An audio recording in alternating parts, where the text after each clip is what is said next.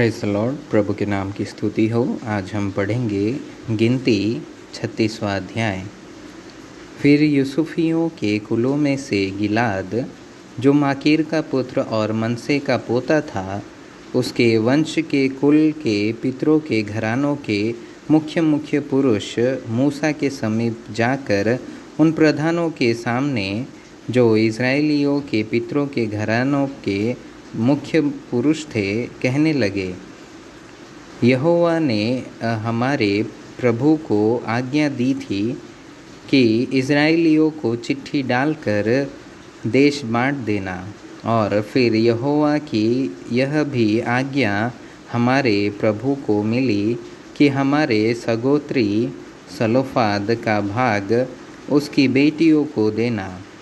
तो यदि वे इज़राइलियों के और किसी गोत्र के पुरुषों से ब्याही जाए, तो उनका भाग हमारे पितरों के भाग से छूट जाएगा और जिस गोत्र में वे ब्याही जाए उसी गोत्र के भाग में मिल जाएगा। तब हमारा भाग घट जाएगा और जब इज़राइलियों की जुबली होगी, तब जिस गोत्र में वे ब्याही जाए उसके भाग में उनका भाग पक्की रीति से मिल जाएगा और वह हमारे पितरों के गोत्र के भाग से सदा के लिए छूट जाएगा। तब यहोवा से आज्ञा पाकर मूसा ने इज़राइलियों से कहा, यूसुफियों के गोत्री ठीक कहते हैं।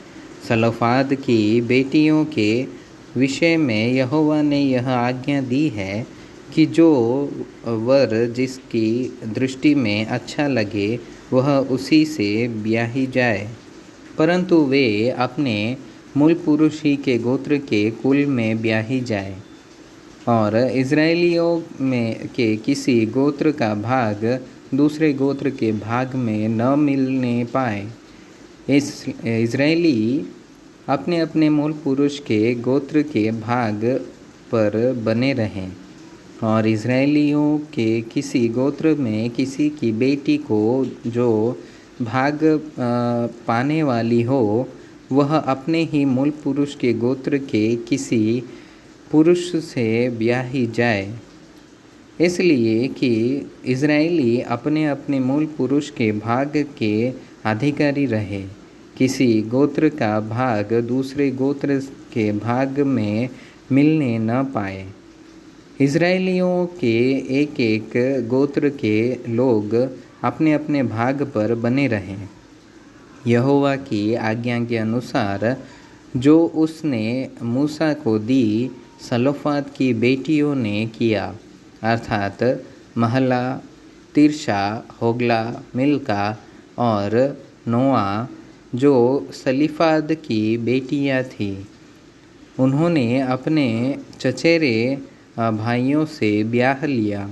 वे यूसुफ के पुत्र मनसे के वंश के कुलों में ब्याही गई और उनका भाग उनके मूल पुरुष के कुल के गोत्र के अधिकार में बना रहा।